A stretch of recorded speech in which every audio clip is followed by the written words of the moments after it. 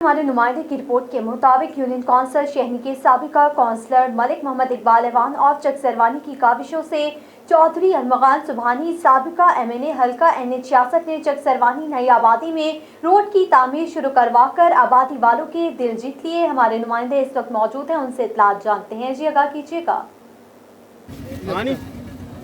जी नाजरीन, इस वक्त मौजूद है जिला सियालकोट गाँव कोटी लोहारा मोहल्ला चक सरवानी, यहाँ के मलिक इकबाल कौंसल साहब हैं। इनसे हम बात करना चाहते हैं। इस आबादी के लिए बहुत मेहनत की इन लोगों ने। ये मशीन लगी है आपके सामने, सड़क और नाले को काम करवा रहे हैं। इनसे हम बात करते हैं, मलिक साहब कैसे कोशिश की, तो कहाँ से फंड लिया, तो क्यों बनाया।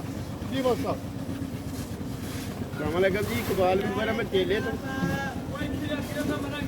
जनाब इत्थे बहुत अपना महल्ले वाले बहुत बेचारे तंग हैं।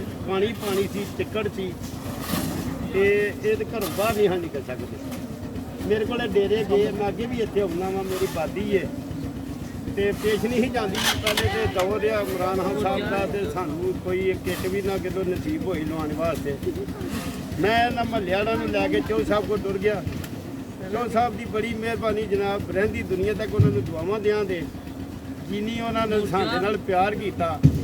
उन्हें कहा लै जाओ फंड तो जाओ जाके यार इन्हें जो करो मेहरबानी, उन्होंने मेहरबानी है जनाब। जिन्नी भी शुक्रिया अदा मैं करा नहीं कर सकता। चौधरी रघमान सुभानी साहब, नाम क्या है जो साहब का? जी चौधरी रघमान सुभानी साहब जनाब। किस पार्टी से तलक रखते हैं? नहीं नून लिखते जनाब, अच्छी भी नून लिखते हैं। इस इलाके के MNA MP हैं? जी MNA ने सर।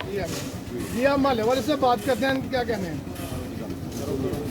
अस्सलाम वालेकुम जी, मेहरबानी जनाब मलिक इकबाल जी और चौधरी रघमान सुभानी जी जिन्होंने जनाब साडा रस्ता वे इन्हू बेहतर किया वे और साडा बड़ा चिप्पड़ सी गड्डियां सारियां साड़ियां बड़ियां खराब सन ते जिन्हां दी मेहरबानी है जिन्होंने साडा जनाब मामला ठीक किया। शुक्रिया जनाब, मेहरबानी।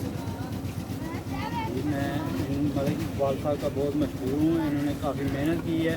इधर से हम जो है ना जनाजा भी लेके नहीं चल सकते थे, और इन्होंने चौधरी रघमान साहब का जो है ना विजिट करवाया और उनसे अपील की, और बहुत कोशिश के बाद इन्होंने जो है ना हमारा गली नाली और निकासी का और ये रोड का काम जो है ना करवाया। हम इनके बहुत मशहूर हैं। जी नाज़रीन, आप देख रहे हैं, ये आप मोहल्ले वाले मौजूद थे, मलिक इकबाल कौंसल मौजूद थे। ये थे मोहल्ला चक सरवानी कोटी लोहारा। इस अवाम ने चौधरी अरमगान सुबहानी साहब का शुक्रिया अदा करते हैं। ये लोग ये बोलते हैं उनके अल्लाह भला करे जिन्हें इस आबादी के लिए फंड दिया।